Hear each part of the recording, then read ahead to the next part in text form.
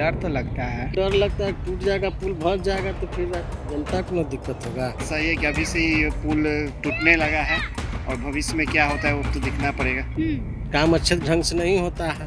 दिखने ही से पता चल रहा है कि भ्रष्टाचार हुआ है, तभी तो पुल टूट रही है। पटना की निवासी है और दुर्घटना होगी तो बहुत ज़्यादा लॉस हो सकता है।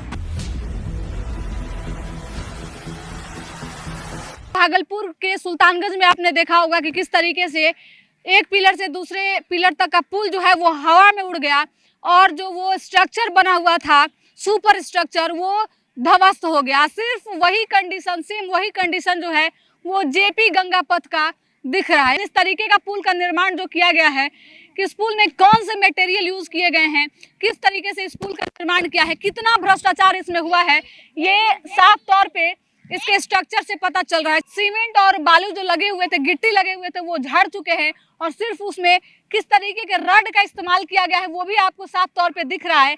और आप देख रहे होंगे कि किस तरीके से एक नहीं, दो नहीं, ऐसे 100 दरार जो है इस पुल में पड़े हुए हैं। और अब लोग जो यातायात इस पे करते हैं, जो लोग इस पुल से सफर करते हैं, वो भी अब सोचने पे मजबूर हैं और उनकी जान को भी खतरा है एक तरह से मानिए तो। अगर ये पुल गिरता है तो चालू पुल है और कितने लोगों की क्षति होगी ये कहना काफी मुश्किल है, क्योंकि भारी संख्या में जो लोग हैं इस पुल से सफर करते हैं। क्या कहेंगे, पुल टूट रहा है तो इस पर सरकार को कोई ध्यान नहीं है। सरकार अपना जो बनवाया टेंडर देके, ये सब सरकारी सब टेंडर से बनता है तो काम अच्छे ढंग से नहीं होता है, इसलिए सरकार को ध्यान देना चाहिए। अच्छा, क्या कहिएगा, इस पुल से सफर तो करते होंगे आप लोग भी? सफर करते हैं तो डर लगता है टूट जाएगा, पुल धंस जाएगा तो फिर जनता को ना दिक्कत होगा। भ्रष्टाचार हुआ है तब तो देखिए कहाँ जा कितना दिन बनला हुआ सब पुल झड़ रहा है। सीमेंट सब देखिए ओरिजिनल नहीं लगा है, लोहा छड़ सब जना रहा है। साफ तौर पे आप देख पा रहे होंगे कि किस तरीके से पुल के जो पिलर है, पिलर की जो एरिया है, बेसमेंट एरिया है, उसमें अब दरार पड़ने लगे हैं और पुल धाराशाही के कगार पे हैं।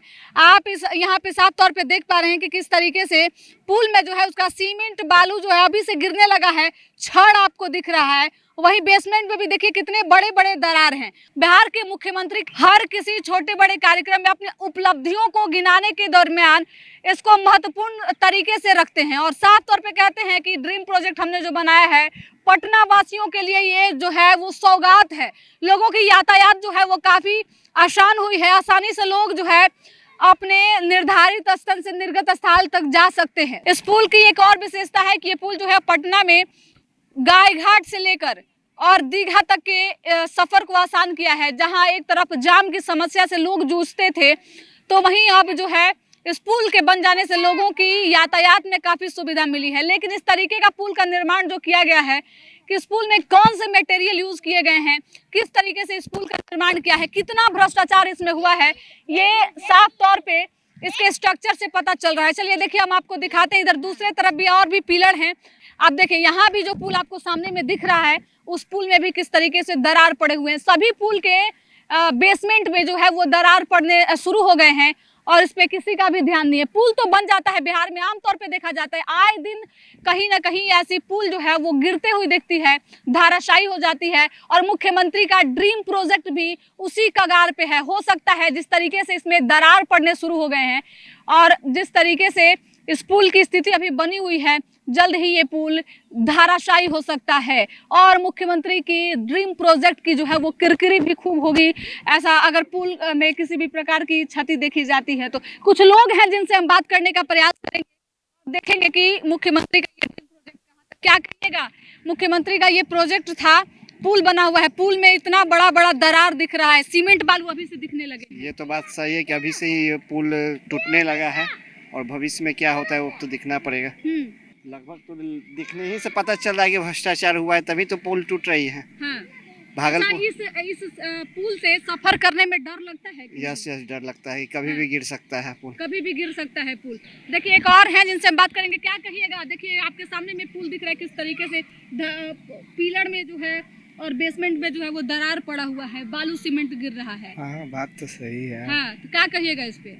ऐसा पुल बनना चाहिए बिहार में? ना ऐसा नहीं बनना चाहिए। हाँ। ठीक से बनना चाहिए, अच्छा काम करे सरकार। पुलवा पे चढ़ने में डर नहीं लगता है? डर तो लगता है, क्या डर बहुत लगता है? कब गिर जाएगा, कब कौन सी हो जाए कौन जानता है। पुल जिस तरीके से बनता है, अब देखिए एगो पुल में देखिए कितना कितना दरार दिख रहा है, उधर तो आप देख रहे हैं कि सीमेंट बालू भी गिरने लगा है। पैसा तो खर्च हो ही जाता है, 4000 करोड़ इस पुल की और लागत है।